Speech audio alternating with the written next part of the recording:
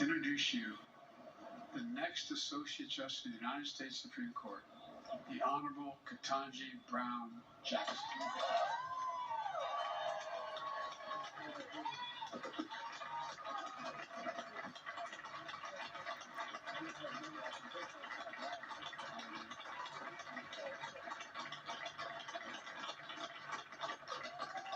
Thank you. Thank you all. Thank you all very much. Thank you. Thank you so much, Mr. President. It is the greatest honor of my life to be here with you at this moment, standing before my wonderful family, many of my close friends, your distinguished staff and guests, and the American people. Over these past few weeks, you've heard a lot from me and about me. So I hope to use this time primarily to do something that I have not had sufficient time to do, which is to extend my heartfelt thanks to the many, many people who have helped me as part of this incredible journey. I have quite a few people to thank, and as I'm sure you can imagine, in this moment, it is hard to find the words to express the depth of my gratitude. First, as always, I have to give thanks to God for delivering me as promised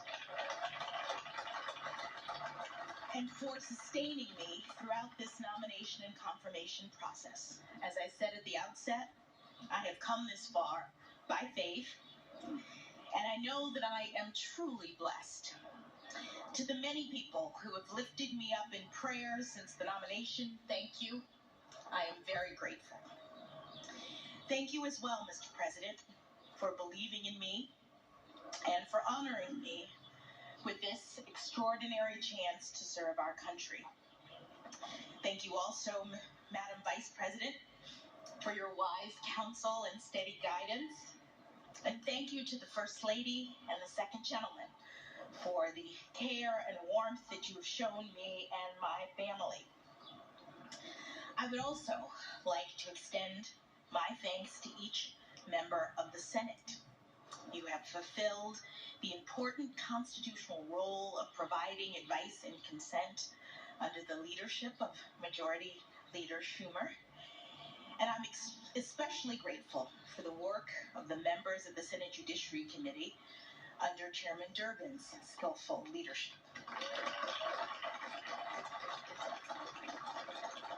As you may have heard, during the confirmation process, I had the distinct honor of having 95 personal meetings with 97 sitting senators. And we had substantive and engaging conversations about my approach to judging and about the role of judges in the constitutional system we all love. As a brief aside, I will note that these are subjects about which I care deeply. I have dedicated my career to public service because I love this country and our Constitution and the rights that make us free.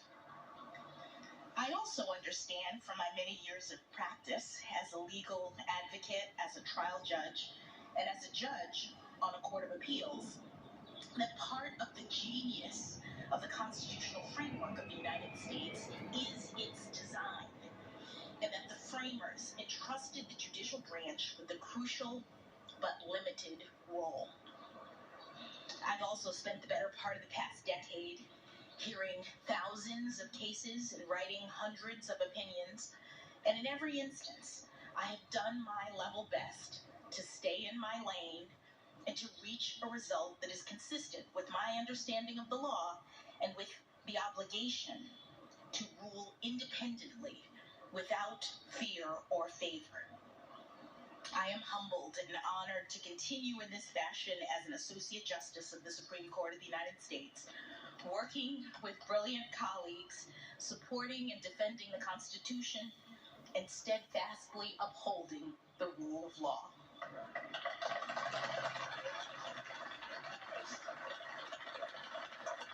But today, at this podium, my mission is far more modest. simply here to give my heartfelt thanks to the categories of folks who are largely responsible for me being here at this moment. First, of course, there is my family. Mom and Dad, thank you not only for traveling back here on what seems like a moment's notice, but for everything you've done and continue to do for me. My brother Ketanji is here as well. You've always been an inspiration to me as a model of public service and bravery, and I thank you for that. I love you all very much. To my in-laws, Pamela and Gardner Jackson, who are here today, and my sisters-in-law and brothers-in-law, William and Dana, Gardy and Natalie, thank you for your love and support. To my daughters, Talia and Layla, I bet you never thought you'd get to skip school by spending a day at the White House. This is all pretty exciting for me as well, but nothing has brought me greater joy than being your mother. I love you very much.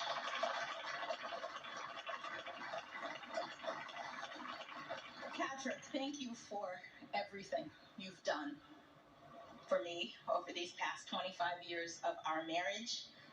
You've done everything to support and encourage me, and it is you who've made this moment possible. Your steadfast love gave me the courage to move in this direction. I don't know that I believed you when you said that I could do this, but now I do.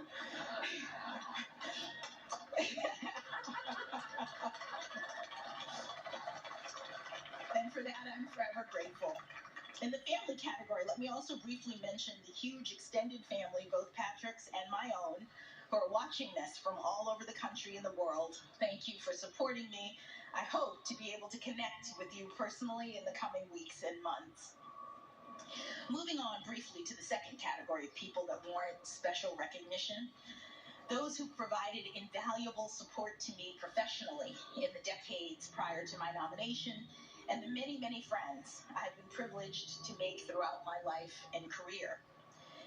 Now, I know that everyone who finds professional success thinks they have the best mentors, but I truly do. I had 3 inspiring jurists for whom I had the privilege of clerking: Judge Patty Saris, Judge Bruce Selya, and of course, Justice Stephen Breyer. Each of them is an exceptional public servant, and I could not have had better role models for thoughtfulness, integrity, honor, and principle, both by word and deed. My clerkship with Justice Breyer in particular was an extraordinary gift, and one for which I've only become more grateful with each passing year. Justice Breyer's commitment to an independent, impartial judiciary is unflagging. And for him, the rule of law is not merely a duty, it is his passion. I am daunted by the prospect of having to follow in his footsteps, and I would count myself lucky, indeed, to be able to do so with even the smallest amount of his wisdom, grace, and joy. The exceptional mentorship of the judges for whom I clerked has proven especially significant for me during this past decade of my service as a federal judge. And of course, that service itself has been a unique opportunity. For that, I must also thank President Obama, who put his faith in me by nominating me to my first judicial role on the federal district court.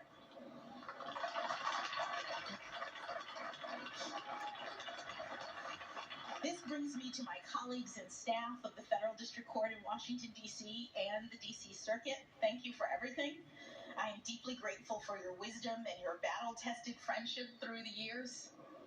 I also want to extend a special thanks to all of my law clerks, many of whom are here today, who have carved out time and space to accompany me on this professional journey.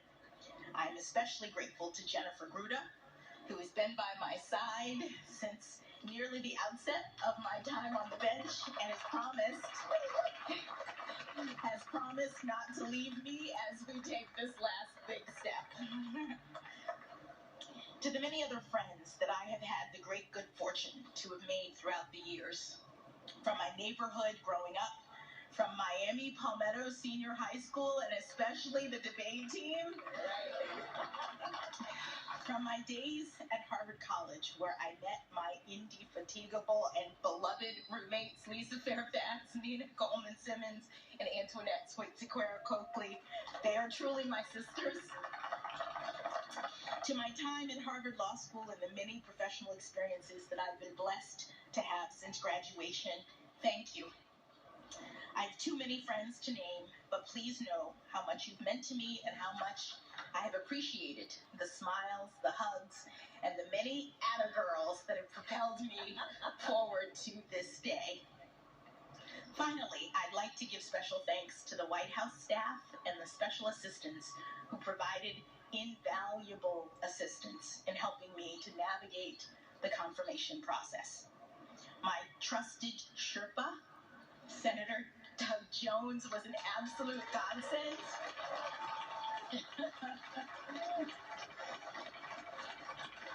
He was an absolute godsend. He's not only the best storyteller you'd ever want to meet, but also unbelievably popular on the Hill, which helped a lot. I'm also standing here today in no small part due to the hard work of the brilliant folks who interact with the legislature and other stakeholders on behalf of the White House, including Louisa Terrell, Rima Doden, Tona Boyd, Minion Moore, Ben LaBalt, and Andrew Bates.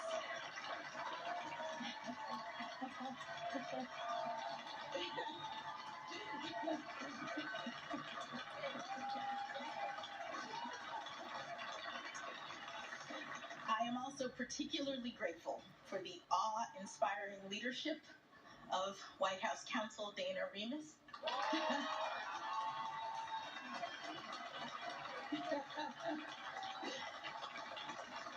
Of Paige Herwig, where's Paige? And Ron Klain. They led an extraordinarily talented team of White House staffers in the Herculean effort that was required to ensure that I was well prepared for the rigors of this process and in record time. Thank you all. Thank you as well to the many, many kind-hearted people from all over this country and around the world who have reached out to me directly in recent weeks with messages of support. I have spent years toiling away in the relative solitude of my chambers with just my law clerks in isolation, so it's been somewhat overwhelming in a good way to recently be flooded with thousands of notes and cards and photos expressing just how much this moment means to so many people. The notes that I've received from children are particularly cute and especially meaningful because more than anything, they speak directly to the hope and promise of America. It has taken 232 years and 115 prior appointments for a Black woman to be selected to serve on the Supreme Court of the United States.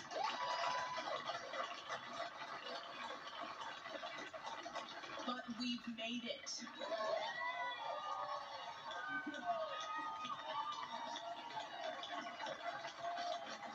We've made it, all of us, all of us.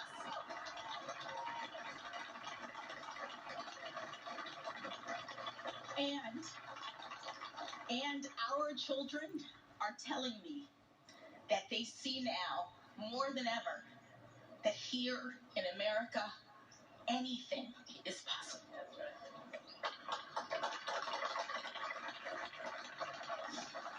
They also tell me that I'm a role model, which I take both as an opportunity and as a huge responsibility. I am feeling up to the task primarily because I know that I am not alone. I am standing on the shoulders of my own role models, generations of Americans who never had anything close to this kind of opportunity, but who got up every day and went to work believing in the promise of America, showing others through their determination and, yes, their perseverance that good things can be done in this great country. From my grandparents on both sides, who had only a grade school education but instilled in my parents the importance of learning, to my parents, who went to racially segregated schools growing up and were the first in their families to have the chance to go to college. I am also ever buoyed by the leadership of generations past who helped to light the way: Dr. Martin Luther King Jr., Justice Thurgood Marshall, and my personal heroine, Judge Constance Baker Motley.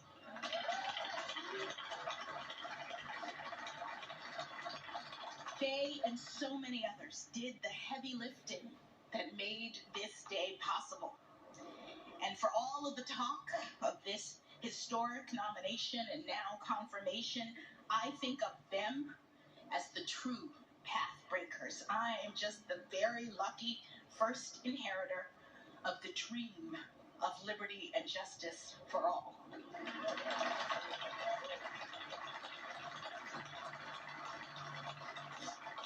To be sure, I have worked hard to get to this point in my career, and I have now achieved something far beyond anything my grandparents could have possibly ever imagined.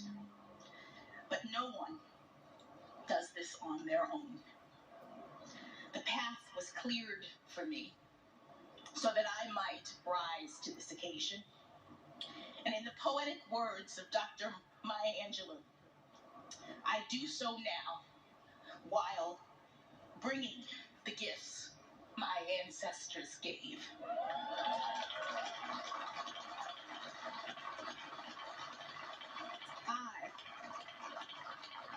I am the dream and the hope of the slave.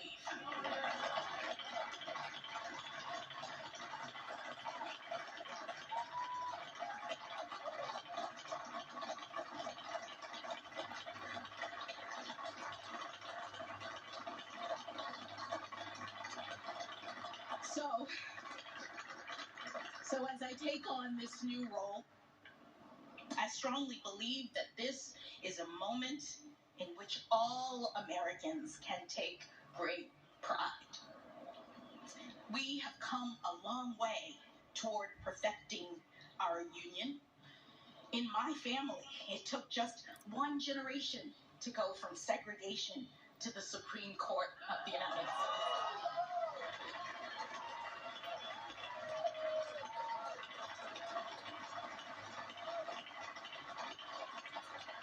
And it is an honor, the honor of a lifetime, for me to have this chance to join the court, to promote the rule of law at the highest level, and to do my part to carry our shared project of democracy and equal justice under law forward into the future. Thank you again, Mr. President and members of the Senate, for this incredible honor.